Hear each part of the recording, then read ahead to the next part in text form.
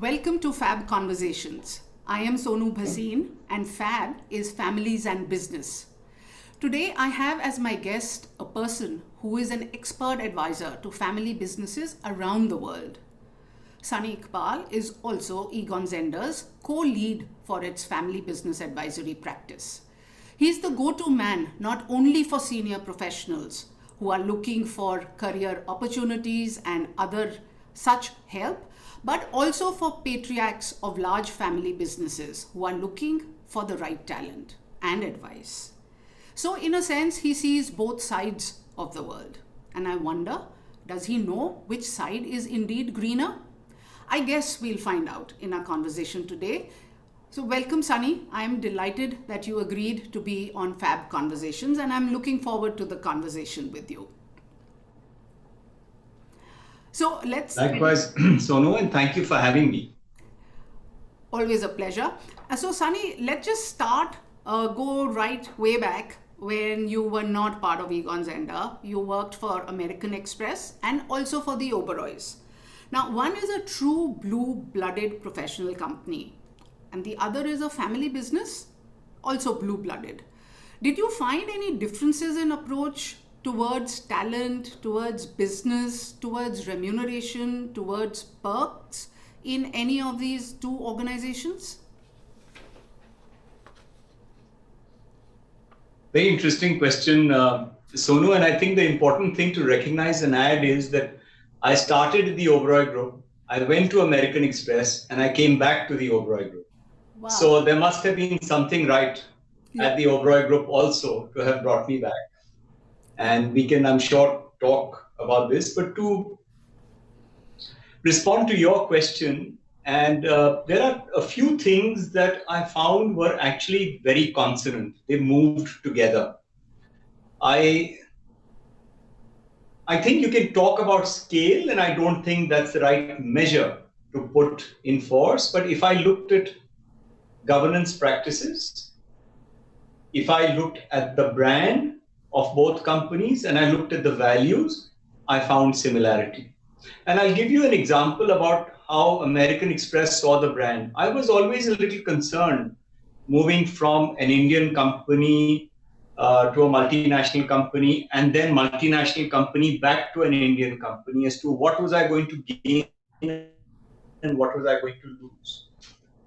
But the reassurance and my learning across these transitions was that I would not have imagined how much American Express valued and respected the Oberoi brand when they looked at it. They wanted to do marketing programs with the Oberoi brand. American Express wanted to be associated with the Oberoi group, not just in the country, but they admired what it stood for. And I suspect they wouldn't have admired what it stood for if it was not for the kind of brand that the company had built, the kind of people that the company employed, and the kind of governance that the company followed. So I'm trying to respond to your question. I'm not going into the compensation norms, etc., because there might be a little bit of injustice there because American Express was still part of American Express Bank. Right. So there were certain perks that existed because of that association. But I dare say my quality of life did not suffer when I came back from American Express to the Oberoi Group. Yeah. No, so the reason I asked really, and I did use the words like remuneration and perks, is because with the number of conversations I've had with professionals on one side and also with patriarchs on the other side, somehow for family businesses, no matter how big or small they are, people are always looked upon as a cost rather than an investment. And therefore I ask this, but you know, I'll park that for a while, but you know, you've dealt with a lot of professionals and you've dealt with a lot of family businesses. I find it intriguing that every family business tells its employees that they must behave like a professional organization. And every professional organization says to its employees, we must behave like a family. So, the grass is greener on the other side, it would seem. So, with your experience, can you just help me understand what do they mean? What do family businesses mean? And why do they say we must be more professionals? And why do the professionals say that, we must behave like a family? Because, family businesses and professionals are seen by the world as two completely distinct sets of organizations. So when one tells its employees to behave like the other, surely there's something good on the other side. I think there are qualities. It's a very nice, interesting question, Sonu. I think there are qualities on each side that the others admire. But I also think that it's far more difficult leading a family business than it is leading I don't want to use the word professional because I think family businesses are also professional. And I think it will be unfair to cast them as not being professional. So I don't see that as a distinction. Yeah. But let's, for sake of simplicity, talk about a multinational and perhaps either a national or transnational or a family business. Classify it whichever way. Today, there are lots of family businesses that I work with that are present in far more than one geography. Right. So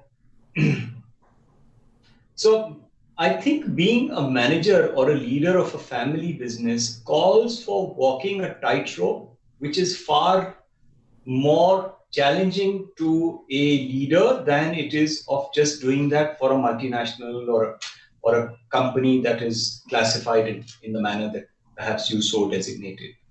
I think the leader of a family business walks a tightrope that needs management of diverse shareholders. It needs the management of an investor group, which could be beyond these shareholders. And it could also be influenced by owners that are not managers, but cast a distinctive shadow on how the business is managed. Whereas people who are working in perhaps the more, let's say, multinational companies or ones that don't have this complexity actually don't have this experience. But Sonu, look at how careers evolve. And look at people that you know and I know, not just in our geography, but in other parts of the world. I think these are distinctions that are drawn upon and cast at certain stages in the lives of people. I have found progressively that people, as they tenure and they move into a different phase of their career, perhaps the last third, they transition from those multinationals or so-called professional organizations to professional family businesses. Right. And very often that transition, when well managed, leads to a longevity of a different kind. Right. So, in my view, the distinguishing factor is not just that. The distinguishing factor is also how the company is governed, how the company is managed. So while we can draw a line and cleave the two apart, I think there are lots of horizontal lines also that play an important part. And those lines may be labeled culture, they may be labeled governance, they may be labeled a lot of things. Inclusion, for example, could be an important. Yeah, I mean, you touch upon. So long answer to your question. No, so inclusion, if you touch upon inclusion, I mean, we kind of just keep talking about the corporate world and the lack of women thereof. But in family businesses, the women are typically kept away from the core business, and it's only now that things are becoming a little better. But even then, but that is a discussion for gender, which is completely different. But keeping to whatever nomenclature that we want to use, where the ownership is defined and where the ownership is dispersed, and it is assumed that where the ownership is defined, and for ease of where ownership is defined, I will term it as family business because then it's easier for me to, ask the questions.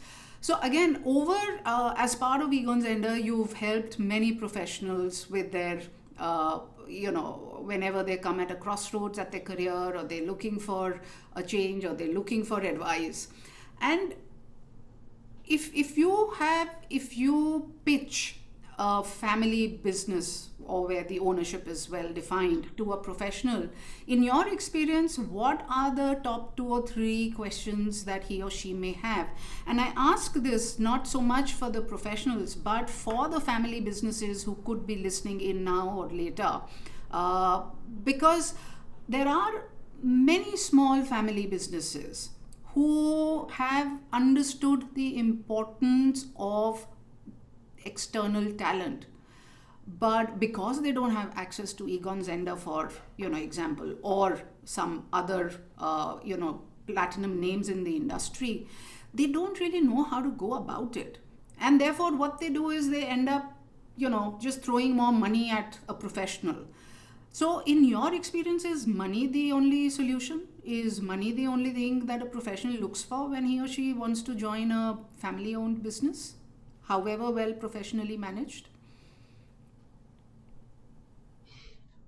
Sonu, professionals that I have come across, not just in work that I've done in India, but in other parts of the world also, before they join a family business, they look for a variety of things. And sometimes perhaps it's a little sad that family businesses perhaps don't present themselves in a manner that they could possibly present themselves to a professional, and really show themselves for what they are, because they're trying very hard to mimic themselves or be someone that they aspire to be, and in which case lose their identity, and also lose the identity in the eyes of the prospective individual that they're trying to recruit.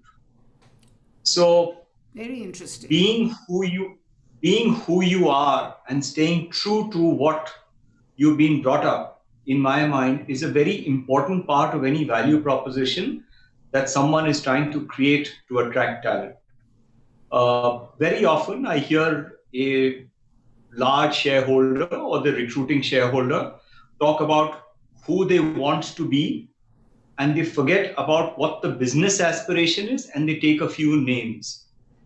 And when they take those names, they immediately create a gap in the mind of the listener that either leads to a buy-in, but more often than not, it leads to the creation of a gap that very often the rest of the conversation is not able to bridge.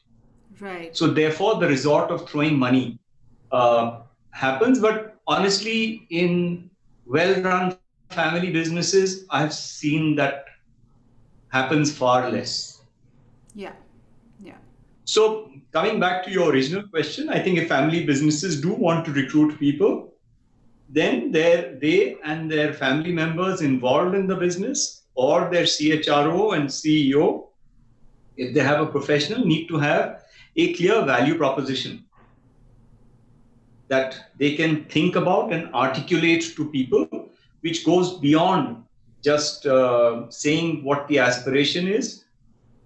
They should be more open on sharing about the role of different family members, because people find out what is the role of different family members.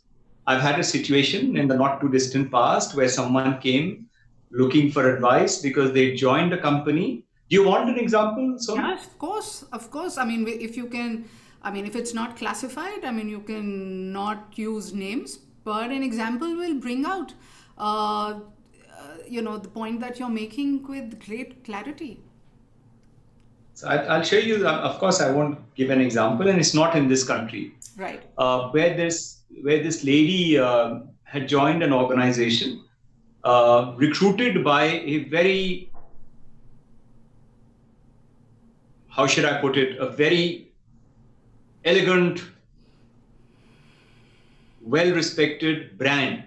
Right. Of a shareholder, and she was attracted by what she heard. She was attracted by what the story was, and she did not inquire about who were the other family members in the business, what was the sway of the role. So this lady joined as the CEO of a division, and was introduced to the group CEO who'd been there for a long time, but she did not inquire about the history of that group CEO and why that group CEO was there. And only after she'd been in the business for a certain amount of time did she find out that the shareholder and his wife had diverging views on the capability of that group CEO. There were actually children who were wanting to come into the business, and there was a tussle going on which was coming in the way of growing the business the way that they wanted to grow. So it was a great set of products, it was a great company, but it was not headed the way that she had been made to believe it was headed. Now, those kind of things get found out, and quite likely that this lady will leave. And when she leaves, there will be more erosion of the brand rather than addition to the brand. Right. So it's just one small example of what happens when family owners don't realize that that erosion occurs not just in the talent market. It also occurs in the stock market, because the investors are always looking for how robust is the management. Right. Right. No, what you're saying is making so much of sense. And the takeaway for me is that you can get the best talent if you are true to who you are and not try to be someone else. Because then if you're putting on a show, sometime that show is going to, come to an end, and therefore there'll be two unhappy parties because there'll be the person who's come into your organization and there'll be you yourself who's feeling cheated. But again, Sonny, the point is that the number of patriarchs that I've met who look upon an external CEO, the external talent, as a magic silver bullet, so to say, कि वो आएगा सब चीजें हमारी ठीक हो जाएंगी. I have huge difficulty in telling them that that is really not the case. So two questions around here. When is the right time for a patriarch to start looking for external talent, especially a CEO? And the second question is, how does the family prepare itself to ensure that the external talent actually delivers to his or her best? Very deep and complex questions, Sonu. So let's take the second, because actually it leads into the first. Yeah. We find that the success of a professional very often is dependent on how well the family is aligned on the recruitment. Right. So we've had situations where we found people wanting to recruit a professional, but we ask family members, when we are given a very complex mandate, that we'd like to meet all the stakeholders involved now and assess from them what is their preparedness and what do they expect out of this role, which allows us to gauge what is the intent behind the recruitment. Yeah. More often than not, there is not enough clarity in first generation, in the second generation, when they're inheriting from the first generation and they're wanting to professionalize. Yeah. I find that the grayness is the most with second generation wanting to professionalize, Right. because they've come into a situation that they have grown into, and now they're at a crossroad because the founder or founders have moved on or are moving on, and the roles amongst these second generation are not clear. So when their own roles are not really clear and they're performing multiple roles, to be able to fit someone to come into the organization and succeed is a big question mark. And that's the time when you get the statistic that 90% of first-time external CEO recruits in organizations do not succeed. 90%. That's a huge number. I don't lay claim to that, but I've read 70%. Let's just not once, but yeah, but even if you discount it by say 30%, even then it's a huge number, and what a waste. even if you discount it by 60%, it's still a huge number in the lives of people. Absolutely, and it's a complete waste of time, effort, energy, everything on both parties. It's not like one party comes out saying, yeah, I've got the better of it. It's both parties that end up losing. So, what is it that both parties can do right to ensure that they're part of that small elite percent of people who actually succeed? Because when a CEO Um, succeeds, it's also the family that is succeeding. So it's not, so it's a win-win or it's a lose-lose. You can't have a win-lose, no? yeah, and I think we, for example, just regretted a mandate like this where we were asked, but we didn't get the clarity Right. that we could. And I think people need either they need to talk more, or the board needs to play a part if there is a board. And Sonu, families that have held together and have survived these transitions from Gen 1, Gen 2, Gen 3, Gen 4 always have 1 to 3 people at the middle who are able to be the gravity. At Egon Zehnder, we call this gravity. We've researched this. We've got 2 or 3 Harvard Business Review articles on this topic, which talk about what holds families together. And we've IPR'd this word gravity, where these are values that in the beginning are embodied in 1 to 2 to 3 people, but over time get distilled and deepened in the organization. So you will find that the success formula of families that have lasted generations are those where there is a founder or a set of founders who've been able to be the glue that have kept all these uh, different planets that circulate in any family, being able to hold them and keep them together. So I'm giving a slightly generic response to a very specific question because there is no one panacea that can address all of these. But I think families that are able to recognize that what is keeping them together, Yeah. make that their magic formula of lasting through generations. Yeah. And professionalization then follows Yeah. Yeah. as No, a consequence. yeah, you use the word gravity, and then you did say that values form a great part of it. In my experience with many, many family businesses, I haven't got empirical data, but anecdotal data that, families who have stayed true to their values are the ones who have succeeded in business as well. And families where the succeeding generations, the inheritors and the following generations, have not been able to follow the family values, the business has been a casualty. And the family values could be anything. Two of the largest family owned businesses in India have completely different sets of values. And I'm not saying that one is right, one is wrong, but if businesses and people stay true to their values, they will succeed. And talking of this value and culture, how can family businesses make this as a selling point when it comes to attracting top talent? And when is this culture a constraint for the family to get the right kind of talent?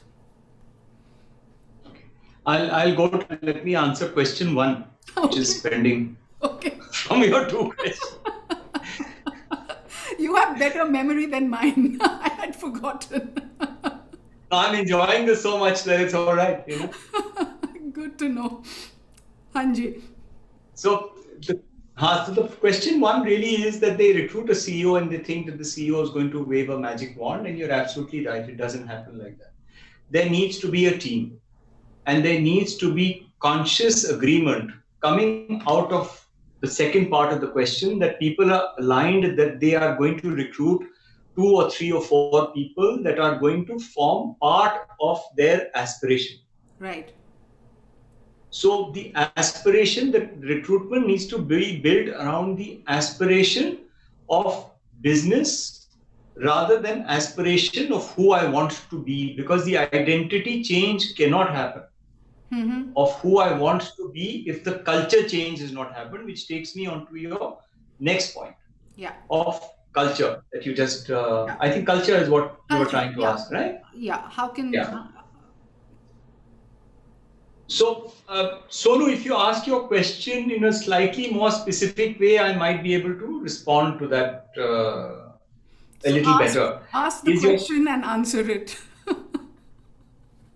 Okay. So is if the question is that, what role does culture play in the success of professionals? Is that the question?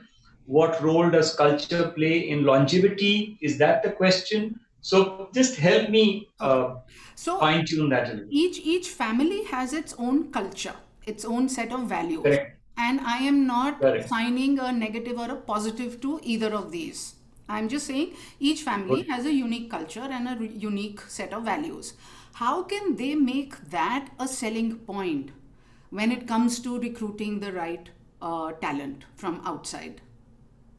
Can they make it? Okay, let me be more specific. Can they make their culture a selling point? I think once again, it's a very good question, and it's a question that it's a treasure trove sometimes with families and family businesses that is lying untapped. And I found that the Germans, the Italians, uh, now in the US, definitely in Canada, they're doing that very well. So I'll give you an example. We work with a family in Canada that has gone to huge extents to preserve all the land that the family owned. And they own That, a lot of land, forests, land. wow. And they have planted there. They Hmm. believed in the environment. They planted there. They made it green. Right. They believed in ecological and environmental friendliness, and they've lived it. We found that happening also in the US. We find a lot of it happening in Europe, in developed economies, largely in Germany, in Switzerland, in Austria, in Italy, where families are following their beliefs. Right. So, okay, so there is perhaps an evolution of sorts of where that culture is going, and then they recruit people and draw people to that culture. Right. And I'm saying possibly we may not be that evolved to that extent in India, but our value proposition to attract people will become far more deeper, and people will appreciate it more if it goes into a belief or a cause that is going beyond just business and money. Hmm. Hmm. Hmm. Because we're coming across leaders today who are looking for purpose. I spoke to someone during the pandemic and I spoke to a CEO of a company when in COVID 1.0, and I said, what is it that you are doing to lead? Because there is no script to lead. And this person told me that I have no script. The only script I have is the purpose of my employer and the values of my employer. That's all I'm basing my actions on. That is such a strong statement. Yeah, and now you can draw culture down from that. Yeah. Yeah. Because if the culture then is just chasing wealth, then the behavior will be different. Right. And if the culture is not chasing wealth but chasing just good for society, then that will make a difference. Right. So I don't think I think the companies need to realize what is their identity, what are they standing for, what is the purpose, and they should then be able to live that purpose rather than have that on a wall, Hmm. in Hmm. a plaque, Hmm. as to these are our values. Hmm. And then I've even had second generation, third generation youngsters laughing about it to say, oh, do you know it? Do you know it? Do you know it? That for me is tragic. Yeah. Yeah. Yeah. But you can blame it on the arrogance of youth, and hopefully they'll grow up and they'll understand that it is actually the values that sustain not only the family but also the business. So, Sunny, I'm aware of And the the purpose, so and the purpose. Yeah. and the purpose. Yeah. So I'm aware of the time. So just one last question, and I want to bounce off an hypothesis of mine off you and want your comments on it. So my hypothesis is that it is, uh, institutional and personal loyalty is rewarded more in family businesses than in non-family businesses. And if you want, I can explain it a little more, because I've been a professional, and if I want to invest in institutional loyalty, I do it for the organization, but ultimately I work for a boss, and therefore I invest in personal loyalty to the boss. But then in professional organization, the CEOs change, the boss changes, and then your personal loyalty actually becomes a liability. And in family businesses, the patriarch doesn't change. The inheritor may come in, but it's very difficult to get past the family loyalists.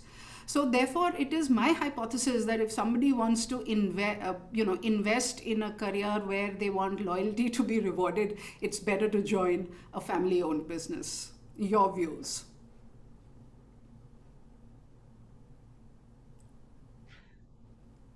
Increasingly, Sonu, I'm finding fewer and fewer people who will subscribe or come from the point of view that they look for loyalty to be rewarded. So I think people are being a little more professional and wise about this. Perhaps there will be organizations in certain parts of our country and other countries of the world where this may apply, but I think I'm finding it much less. I've heard this, and when we did one of our global surveys, we heard this from a CEO of a large company who'd been worked in both. And he said multinationals or dispersed ownership and decided or closely held ownership is that he joined a dispersed ownership organization attracted by the culture, but left because of an individual. Yeah. And joined the family business for an individual, but left because of the culture. Yeah. After a while. So I think the two run in parallel, not necessarily the twain shall meet, but we will increasingly see people who will cross over from one to the other. Yeah. And I think the life stages when they'll cross over will be slightly different, where when the crossover happens, there is not so much of time for loyalty, because loyalty also means lifetime service, etc., which is going to be increasingly the case. And another anecdote, now that you say, we did a little analysis some time back and found where are people moving? Are they moving from multinationals to family businesses to multinationals? So actually, we did a real-time study of movement. Right. And we found that the number between 2 years, I think it was a 10-year period, the number of people being recruited from family businesses by multinationals was going up. Wow. Yeah. That's a very interesting statistics, and maybe, I will look at that white paper or the research that you did.